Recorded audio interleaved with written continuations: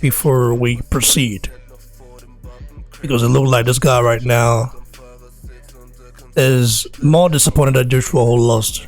There's an interview he did with ESPN, so let's take a listen to it. So I'm at the Emmys in New York City, and I meet WBC heavyweight champion Deontay Wilder. And Deontay, your folks said, how come you haven't had the champ on? I said, that's real easy to fix. And boom, here we are. I appreciate you being with us. How are things going? You doing good? Thank you guys for having me. And everything is great, man. I'm enjoying my life. I'm enjoying family while I have family time, and it's amazing. Well, it's an interesting time in the division. You know, you had your knockout, first round knockout in May, and then we have the surprising Ruiz decision. And then now you got Tyson Fury's got a fight coming up on the 15th. And I feel like the heavyweights, Deontay, more than they have been in recent years, are a part of conversation more in the sports world. Do you have that same sense? Most definitely, that I'm a part of it as far as the heavyweight division and boxing in general. I've seen where it's been in a dark place, especially for the heavyweight division, where it is now. And I'm telling you, it's an amazing feeling to be a part of it right now. We was in a dark place, and now we've came out of the dark tunnel, and we're into the light, and it feels real good to have the conversations, people talking about the heavyweight division, often. Again, and you got an amazing champion in America too. It's nothing like the American, and when they get behind, something, it makes the sport even more blossom as it's doing right now. There's definitely a lot of attention, and look, you led my show with that first round knockout, which caught everybody's attention. I mean, you become that guy that everyone wants to see what's going to happen, and don't blink, you might miss it. But then the Ruiz, the Ruiz decision was just a shocker. How did you react to that when that happened? I mean, I wasn't surprised at all, and I told my manager Shelly. I told him not to be surprised if Andy win, because we was discussing him, and I was thinking more so a 12-round fight, and I told him don't be surprised if he wins. I never thought it would be it was 6 or 7 rounds, and it was amazing. This is what boxing all about. You just can't read a book by its cover. I always tell people I like to be the part instead of looking the part, because looking like you can do something don't necessarily mean you're going to be able to do it, but actually having the heart and being the part is a whole totally different thing. And, a lot of people look past him. I think they underestimated Andy as well, because when they look at him, they see this guy that look out of shape, and he came in there, he had a game plan, and he executed the game plan. And now we have a new champion just like that. He's got quick hands, too. I was surprised. I have to admit. I mean, I was as guilty as anybody. I looked at him and I thought, no shot, because obviously Joshua looks the part. But he's got quick hands, man. Yes, indeed. He's a skillful fighter, right. And he was determined. It's nothing like a man that's determined, that's been knocked down. I tell people, it's sometimes it's all right to lose, because people are already going to, expect you to try to get back up, but they also want to see how do you get back up from being dropped down. That's even in life in general itself. And this is his time to be knocked down as far as Joshua is concerned, and build himself up. But, Ruiz, he's always been skillful, and he had his first title before, and against Joseph Parker. He ended up coming short on that, but he was more than ready for this opportunity. And, it makes it even better when you got a guy in there that already looking past you, because of the state that's going on in boxing, and trying to get that the most highly anticipated fight, that was in the world, which is would have been against I. And you just can't look past guys. And Joshua coming over here the first time in America, he's been built up and boosted up in height, so big, and you had to come over here. Then fighting a guy you looking past and getting knocked out like that, man, that's, to me, with everything that was built up in there, I would have felt embarrassed. He quit. The guy gave up in the ring. Yeah. He got dropped 4 times and gave up. He's supposed to be this big guy, bigger than life. But I blame his promoter for all that. I blame his promoter for bigging him up like that. I always want to be on the videos. I always want to do the interviews. It's one thing about this sport, man. You know, having people on the outside, you cannot talk for people. You know, oh yeah, I talked to Josh yesterday. He said this, or yeah, my man go do. It's okay. You got to be modest and mild with it a little bit because you can't say so much because you're not gonna be the one in the ring fighting at the end of the night. So not only was Joshua have to bag up stuff that he says, but now he had to bag up the stuff that the promoter so loved to have the attention and get in front of every camera that would get him the attention and talk all his mess. And then when you get in there with an opponent like Andy, when people at least expect him to see what's going to happen, or they look at him and judge a book by its cover, and you get knocked down 4 times and then you give up, that's humiliation and that's embarrassment at the top of the class, So. But that messes with your money. That messes with your money a little bit too, because then that fight. What does that do to that fight between you two? Well, I think that fight will always be there. It doesn't mean it's the end of the world when you have a loss. Right. Many of our champions in history, have came back, from losses. That's how they became 2-time, 3-time, 4-time, 5 times champions, So, a lot of people think just because you lose mean it's over with, because of the landscape that's been going on. You had a fighter that come up with the motto, of having a reputation of winning all the time, and he made a lot of money out of it. He executed on winning and keep winning, and now these fighters, they see that and they think that you have to be undefeated to get all the way to the very top to make the most money, but that's not true. Most fighters, you have more fighters in the business that have gotten more opportunities as fighting the title with losing records than you won with winning records. And that's just how it goes. It's all about what you do upon defeat, how you get back up. But now brush yourself out. He'll have to wait, though, right? Because, it looks like, the fight that everybody is interested in besides that one will be you and Fury again. That has to happen at some point, doesn't it? Oh, most definitely. That definitely will happen. Everything is good with that situation. It's so, we're still keeping the light lit up in the heavyweight division. Just because he lost and the mega fight ain't happening right now, it doesn't mean that it can't happen in the future. It does mess up the money a little bit, but hey, man. Not yours. It's a lot of money. Not mine. There you go. You're a smart man. That's it right. ain't messing mine up. What I mean? We got a lot of things going on with my career, man. We move strategically, and I got the best team in boxing, period.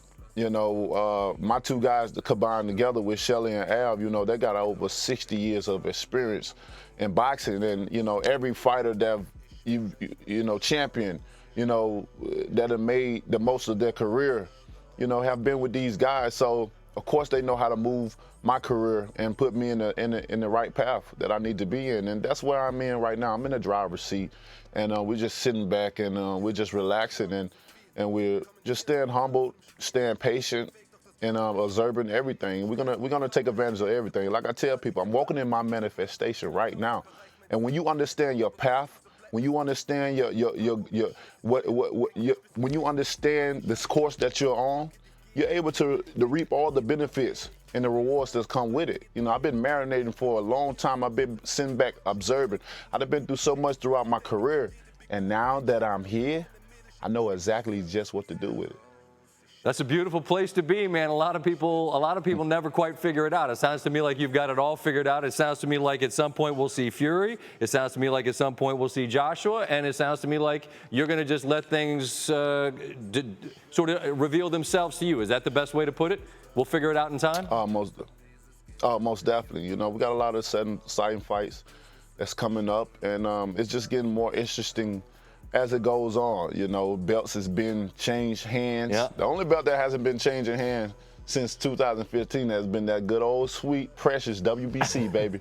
And Deontay Wilder has that. It ain't going nowhere. Yeah, staying on your waist. Staying on your waist and around your waist. All right, listen, I really appreciate the time. I'm glad our paths crossed because it brought you here. And as you continue on this path, hopefully your path and mine will cross again and we'll chat again. I look forward to that chance, all right?